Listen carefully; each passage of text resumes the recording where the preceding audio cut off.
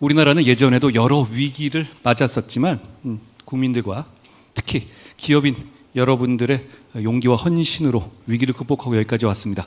60년에 1인당 GDP가 150달러였던 우리나라는 초고속 경제 성장을 거쳐서 1인당 GDP가 3만 달러가 넘는 선진국 대열에 합류했죠.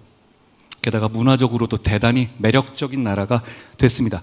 마치 20세기 초에 헐리우드 바를 봤던 미국처럼 돼가고 있는 것 같습니다. 제가 외국에 나가도 그걸 느끼겠어요.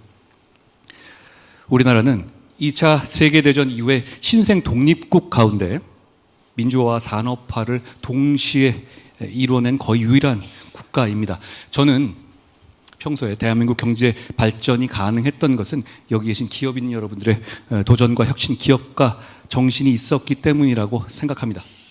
사실 기업의 성장이 대한민국의 성장 그 자체였죠. 여기 계신 기업인들께 존경한다는 말씀을 드리지 않을 수 없습니다. 거기에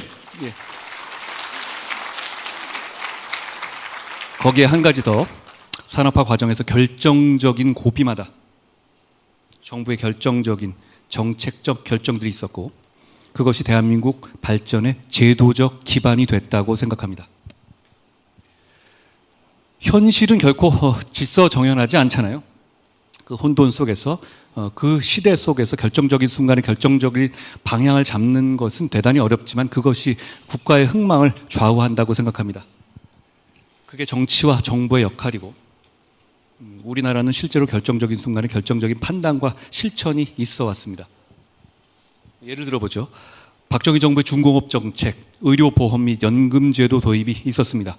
박정희 정부는 이를 통해서 세계 최빈국 수준의 빈곤을 해결하고 복지국가의 기초를 마련했습니다.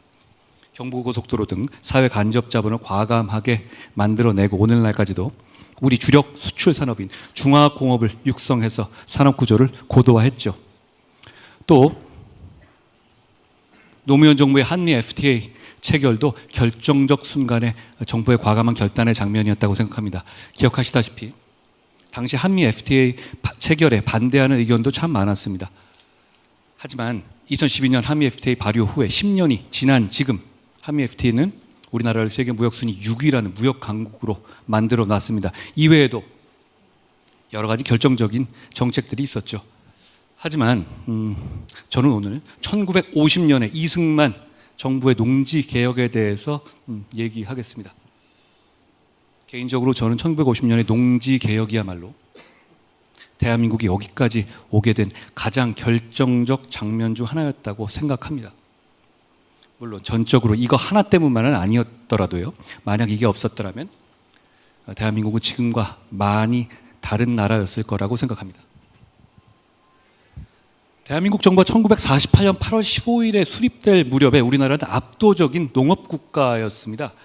무려 전 국민의 77%가 농민이었으니까요. 남한은 더더욱 그랬죠. 그러니까 자연스럽게 당시 우리나라가 직면했던 가장 큰 문제는 바로 농지 소유의 불균형과 소작농 문제였습니다. 우리나라 전체 농지 65%가 소작농지였고 전체 농가의 86%가 소작농이었다는 통계도 있습니다. 농민, 즉 국민의 대부분이 소작농이었고 대지주가 토지를 독점하고 있었습니다. 사실 이건 우리만 그랬던 건 아니고요. 신생 농업국가 모두가 마찬가지 상황이었죠. 이런 시대적 난제에 대해서 이승만 정부가 내놓은 답이 바로 농지개혁이었습니다. 대지주들이 소유한 농지를 소작농들에게 유상으로 분배해서 대지주를 없애고 국민 다수를 자영농으로 만드는 거였죠. 지금 생각해봐도 현실적으로 그게 되겠어 싶은데 실제로 그렇게 됐습니다. 우리 모두 알다시피요. 이 농지개혁으로 수백 년의 지배 계급이었던 지주 계층이 한순간에 소멸하게 됐습니다. 농업국가에서 대주주, 대농장이 하루아침에 사라져 버린 겁니다. 그것도 폭동이나 소요 사태도 없이 평화적이고 합법적인 방식으로 말이죠. 게다가 우리 모두 알듯이 그때는 테러와 암살이 횡행하던 폭력의 시대였잖아요. 이후에 우리 역사에서 대지주와 소작농이 대립하고 갈등했다고 한번 가정해 보시죠. 농민 게릴라가 아직도 있는 라틴 게릴라들, 라틴 아메리카 나라들처럼 말이죠. 필리핀이나 브라질 등 다른 나라와 비교해 보면 우리나라의 농지 개혁이 얼마나 굉장하고 대단한 것이었는지 체감할 수 있습니다. 브라질 같은 나라는 대지주와 소작농 간의 갈등이 현재까지도 계속되고 있고 경제 발전을 가로막는 치명적인 한계로 작용하고 있습니다. 예전에 브라질의 룰라 대통령이 중앙일보와 인터뷰를 한 것을 제가 지면에서 본 적이 있습니다. 국토가 넓고 천연 자원이 풍부한 브라질이 아직까지도 빈곤한 이유는 룰라 대통령이 이렇게 말했습니다. 대한민국과 달리 농지 개혁에 실패했기 때문이라고요. 1950년에 대한민국의 농지 개혁을 높게 평가했습니다. 사실 제가 농지 개혁이라는 부분에 대해서 관심을 갖게 된 계기가 그때 그 기사를 보면서부터였어요. 잘 아시다시피 농지 개혁은 이승만 대통령과 조봉암 농림부 장관이 설계하고 실행했습니다. 특히 이승만 대통령이 과거 공산주의 활동까지 했었던 조봉암 장관을 과감하게 중용해서 함께 농지 개혁을 이뤄냈다는 점은 이 결정적 장면을 더 빛나게 하는 거라고 생각합니다. 그리고 인촌 김성수의 역할이 있었긴 했습니다만 전통적인 대지주들이 지주 입장에서 도저히 수용하기 힘든, 한번 상상해 보시죠. 워낙에 헐값이기도 했지만 현금도 아닌 지가증권, 즉 국채로 땅을 사실상 강제로 가져가겠다는 것이었잖아요. 땅값은 오를 거고 신생국가의 국채는 신뢰할 수도 없었는데도 말이죠. 지주들이 이런 파격적인 정부 정책을 수용한 것을 농지개혁의 성공 원인으로 보는 시각도 있습니다. 일각에서는 당시 대주주들이 농지개혁에 협력한 것을 두고 어쩔 수 없는 상황론이었다고 폄훼하기도 합니다만, 농업국가에서 대지주들이 신생정부가 발행한 믿을 수 없는 지가증권을 받고 땅을 내준다는 거 아무나 할 수 있는 일 아니었다고 생각합니다. 우리와 비슷한 농지개혁을 시도했던 필리핀 같은 나라에서 대지주들이 어떻게 개혁에 저항하고 아직까지도 대지주들이 건재한지를 한번 생각해 봐 주시죠. 말이 나온 김에 이승만 정부의 농지개혁에 성공한 비결을 알기 위해서 당시의 농지개혁 제도의 디테일을 한번 살펴보겠습니다. 악마는 디테일이 있다고 하잖아요. 여담입니다만 여기 계신 기업인들이야말로 디테일의 장인들이시고 정부도 그걸 배워야 한다고 생각합니다. 당시 농지개혁 방안의 핵심은, 디테일은 낮은 매입 가격과 분할 상환에 있었습니다. 소작료가 당시에 50%에 달했는데 그 시절에 1년 소출의 30%씩 5년만 납부하면 토지의 소유권을 완전히 취득할 수 있도록 한 제도였거든요. 이런 조건이니까 당연히 이 매입 권한을 포기할 만한 사람은 별로 없었죠. 원래 내던 소작료보다도 적게 5년만 내면 그냥 내 땅이 되는 건데 이걸 왜 포기하겠습니까? 농민들에게 매우 유리한 조건이었고 이런 조건 때문에 이 농지개혁이 성공할 수 있었다고들 합니다. 농지개혁은 6.25 전쟁 직전 대부분에 마무리됐는데요.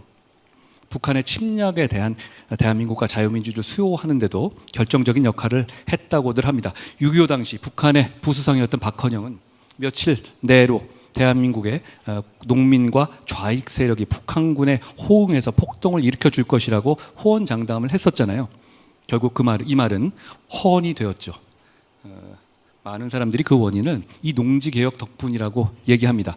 대부분의 농민이 내 땅을 가지게 됐고 내 땅을 가질 수 있는 것을 기대하게 된 상황에서 농민들이 주인의식을 갖고 나라를 지키게 된 거죠. 아시다시피 그 결과 6.25 전쟁 과정에서 북한의 체제 선동은 별 효과를 보지도 못했고 북한군의 침략에 호응하는 대규모 농민 봉기도 물론 없었습니다. 전쟁 이후에도 사유재산을 부정하는 공산주의와의 체제 경쟁에서 민주주의가 지켜질 수 있었던 토대가 되었다고 저는 생각합니다. 농지개혁으로 우리나라에서 대지주 계층이 소멸하게 되니까 이제 농지개혁으로 생긴 그 여백과 진공의 공간에 기업인들의 활동 무대가 열렸습니다. 토지를 잃은 기존의 대주주들은 물론 저렴하게 할인 유통되는 지가증권을 이용해서 적산 기업의 생산 설비를 취득한 젊은 기업인들이 새로운 먹거리를 찾아 산업자본을 형성하기 시작한 거죠. 광복 직후에 우리나라 산업 구조를 보면 농업 등 1차 산업의 비중이 가장 높았지만 그 이후에 농지개혁 이후에는 1차 산업의 비중이 현저히 낮아지고 제조업, 공업, 서비스 등으로 서비스업 등으로 산업이 고도화된 것을 볼 수 있습니다. 실증적으로 봐도 농지개혁이 우리나라 고도산업화의 첫 발걸음이었다는 것은 입증됩니다. 1950년에 이걸 할 때 이것까지 다 계산하고 만든 정책이었는지는 모르겠습니다만 결과가 분명히 그랬습니다. 정책은 선한 의도가 아니라 선한 결과가 중요한 거 아니겠습니까? 저는 이 농지개혁이 만석군의 나라였던 대한민국을 이병철, 정주영, 구인회, 최종현 회장과 같은 여러분들의 선배 기업인들이자 대한민국의 영웅들이 혁신을 실현하고 마음껏 활약할 수 있는 기업인의 나라로 바꾸는 대전환의 계기가 됐다고 생각합니다.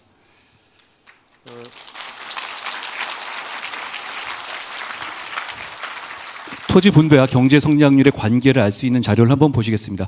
이 그래프는 2003년에 세계은행에서 발간한 자료인데요. 저는 주대한 선생님이 쓰신 책을 읽다가 이 그래프를 처음 봤습니다.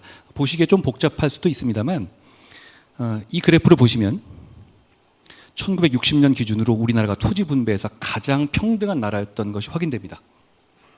대만, 일본 등 토지 개혁을 이루었던 나라들이 토지 분배에 있어서 불평등 지수가 낮은 것도 확인할 수 있죠.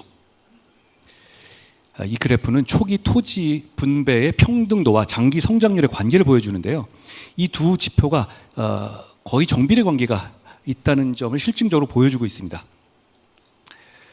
통계적으로도 실증적으로 봐도 대한민국 정부 수립 초기에 과감한 토지 농지개혁과 분배 정책이 우리나라 장기 경제 성장의 토대를 만든 100년 대계가 된 겁니다. 반대로 농지개혁에 실패해서 여전히 대지주 위주의 농장 경제, 대농장 경제에 머무른 나라들은 경제 성장에 실패했죠. 페루, 아르헨티나, 과테말라, 파라과이 등 중남미 국가들 비롯해서 토지의 소유가 대지주에 집중됐던 국가들은 40여 년 동안 거의 성장하지 못했거나 마이너스 성장을 한 걸 알 수 있습니다.